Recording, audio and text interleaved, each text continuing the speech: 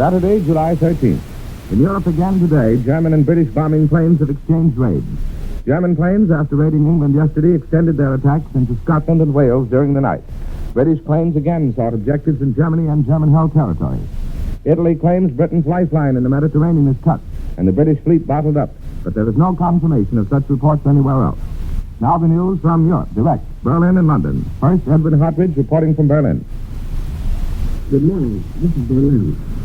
According to reports in the German papers today, the French Chamber and Senate have expressed a desire to make their side our future headquarters.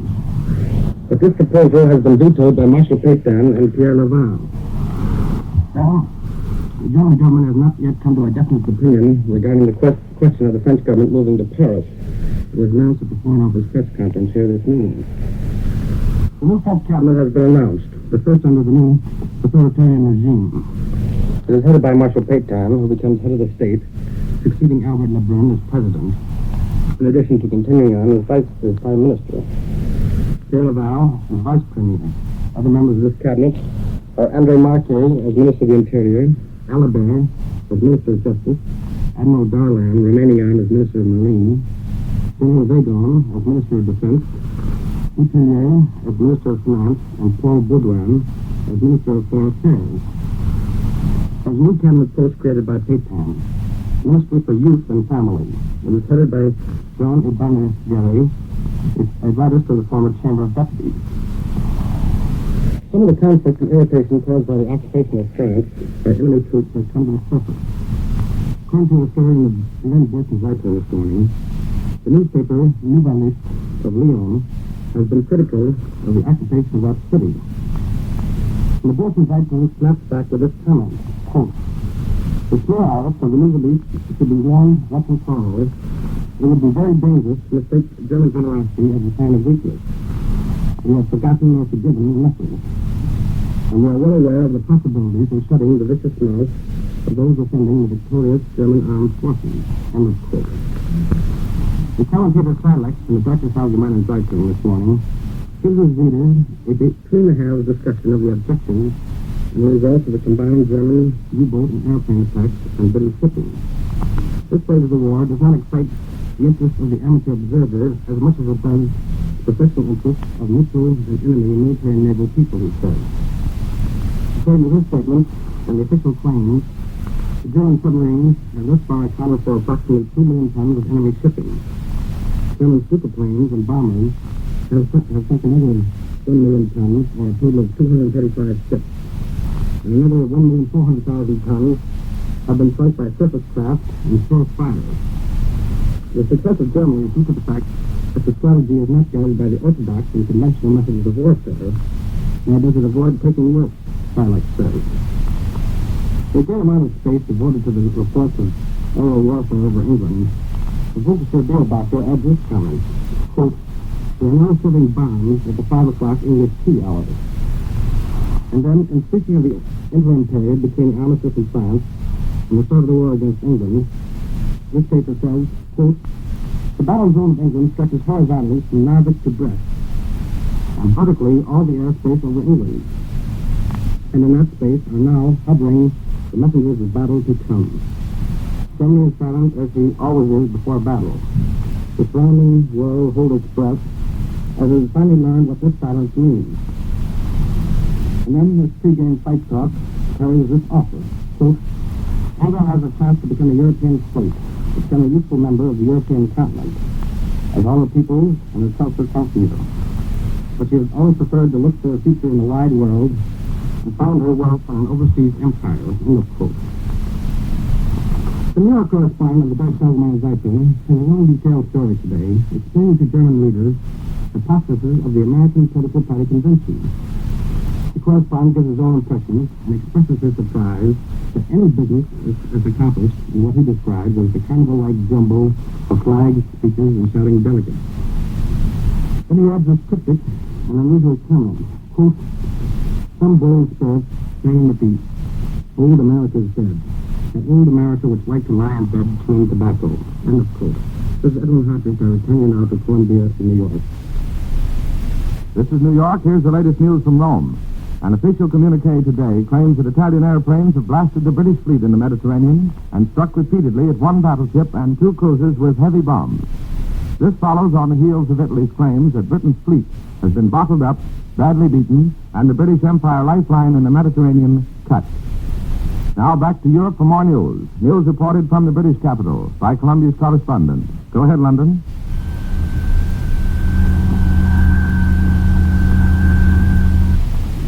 This is Columbia. In New York, calling Columbia's correspondent in London. Go ahead, London.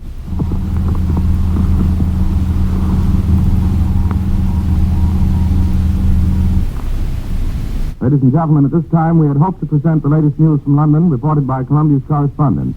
Obviously, up to this time, we've been unable to contact our correspondent, and we give you now the latest news from London, received at Columbia's newsroom in New York.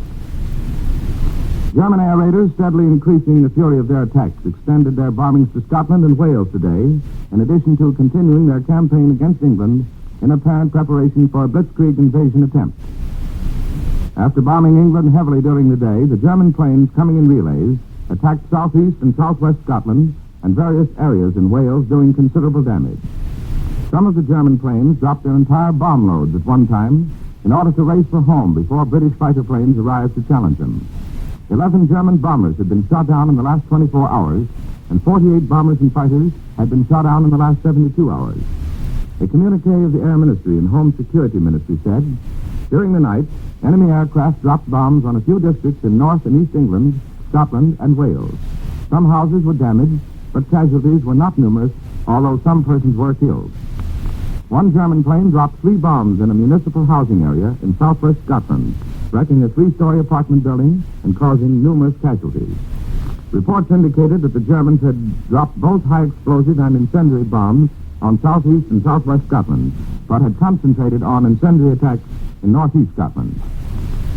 The German attacks were costly ones, the Air Ministry said, claiming that 9 bombers had been shot down yesterday by British Spitfire and Hurricane fighter planes, that a 10th was shot down by a plane of the Coastal Command, and that the 11th was shot down by anti-aircraft gunfire. In addition, numerous German planes had been damaged. 4 bombers of a squadron of 10, which attacked a shipping convoy off the east coast of England, were shot down. Later, 2 bombers attacked the same convoy, and 1 was shot down and the other damaged. 1 plane of 3, which attacked other shipping, was shot down in flames. Spitfires downed a big Heinkel bomber over Aberdeenshire, Scotland. There seemed growing confidence in the efficiency of Britain's defense against air raids, and belief was expressed that if Germany lost so many planes in comparatively minor attacks, she might find it difficult to keep replacing crews in a big-scale action. British planes continued their daily attacks on German bases in France, Belgium, Holland, and Germany. Barge concentrations, seaplanes, and harbor works were damaged in a raid on Boulogne, France. Aerodromes were bombed in Holland, and munitions works, blast furnaces, and other military objectives were bombed in Germany. Authorities extended a coastal curfew to a large part of the Yorkshire coast today. Inhabitants of the area must remain indoors between half an hour after sunset and half an hour before sunrise. Detailing the most recent raids on German bases, the Air Ministry said that heavy bombers attacked Walhaven Aerodrome, Holland, for 2 hours, causing many fires, blasted runways, and damaged buildings at Schiphol Airport. Dropped more than 100 bombs, high explosives, and incendiary on Texel Island Air Base, Holland, and bombed the Halmstad, Holland Aerodrome. This has been the news reported from London, received at Columbia's newsroom in New York. Now here in our New York studios, we'll hear more news and an analysis by Linton Wells. Mr. Wells. As you have heard, the Italians are making unsubstantiated claims of sensational victories in the Mediterranean. Virginio Gaeta, the Italian editorialist, says that the British fleet is now isolated and England can no longer receive supplies from the Balkans and Near East. Italy, he says, also has cut off communications between England and various parts of her empire. This, of course, is the alleged result of a 5-day naval battle between the British fleet and the Italian naval and air forces, which is said to be continuing, and is diametrically opposite of British claims, which insist that the Italian fleet has been forced into cover and that Italian air attacks have been repelled. The probability is that the Italian claims are far less accurate than the British. Reports from Turkey and the Near East confirm the fact that Britain still controls the eastern Mediterranean and Suez Canal lifeline to the east, while for several months communications between England and other parts of the empire have been maintained by way of the Cape of Good Hope route, which is still under British control. In East Africa, the Italians appear to be continuing their siege of Moyale on the frontier between Ethiopia and Kenya colony, to the relief of which the British are rushing reinforcements. And northeast of there, in Italian Eritrea, British flying columns are reported to be effectively hammering away at Italian garrisons and troop concentrations. While the British land forces in East Africa are unquestionably superior to those of Italy, British weakness there lies in her air force, which is relatively small and for the most part comprises obsolete planes. Yesterday, the British government made a thrust at the weak spot in Mussolini's East African armor, namely Ethiopia. The Emperor Haile Selassie was formally recognized as a full ally against Germany and Italy, and in return for his promised support, the Lion of Judah is to be restored to his independent throne, if and when the Italians are defeated, of course. Last September, I was on the Ethiopian frontier, and during the Italo-Ethiopian War 4 years ago, I spent 6 months in Ethiopia. I know that the barbarous Ethiopian natives have never reconciled themselves to Italian domination and never will. Since Italy entered the war 5 weeks ago, the British and French appear to have been doing their utmost to start an uprising in Ethiopia. But unfortunately, they have not been able to provide a leader.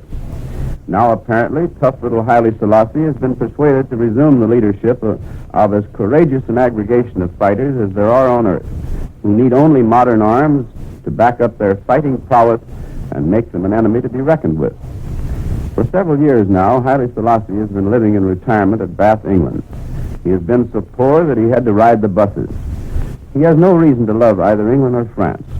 If they had supported him during the Italo-Ethiopian War, he would still be on his throne, and the odds are better than even that there would be no war in Europe at this moment. But England and France let Ethiopia down, and Haile Selassie had to flee for his life.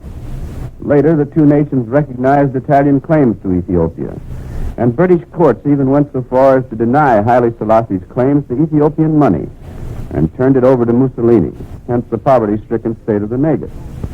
It is not clear whether Haile Selassie is to be transported to East Africa so he can rally his followers and lead them personally against the Italians, but the chances are that he will be. But it may be that England's conversion has come too late. I know Haile Selassie, and I know the direct-minded Ethiopians. For thousands of years, they've done their fighting in the open. They cannot understand and therefore resent England's failure to support them during the Italian invasion, which began on October 2nd, 1935. Nearly 500,000 of their kinsmen were killed by Italian bombs and poison gas. Some 9 million others lost freedom which had been maintained for 5,000 years, and each subsequent attempt at rebellion has been ruthlessly put down by the Italians. For all this, they blame the Italians less than they do England. So it might be wise for the British not to rely too much on Haile Selassie and the Ethiopians as allies, at least until they are able to figure out which way the wind is likely to blow. From the Far East come reports that drastic changes will be made in the Japanese government next week. If true, they afford little consolation to the United States, England, France, and Holland. It is indicated that a fascist state is to be set up in Japan with Prince Kanoya at its head, functioning under direct orders from the Japanese military. The new government, it is said, will strengthen its ties with Rome and Berlin, thus ending Japan's non-involvement in the European war and take more direct action against Occidental possessions in the Far East. Some observers do not eliminate the possibility of a blunt Japanese order to Britain, France, and Holland to place their territorial holdings under Japanese protective custody or to prepare to resist Japanese military right, even over American objections. And with this analysis by Linton Wells, Columbia brings to a close another broadcast of important European developments. In this broadcast, you heard Edwin Hartridge reporting from Berlin. We had hoped to bring you a report from London in this broadcast, but we were unable to hear the London channel at that time. This is the Columbia Broadcasting System.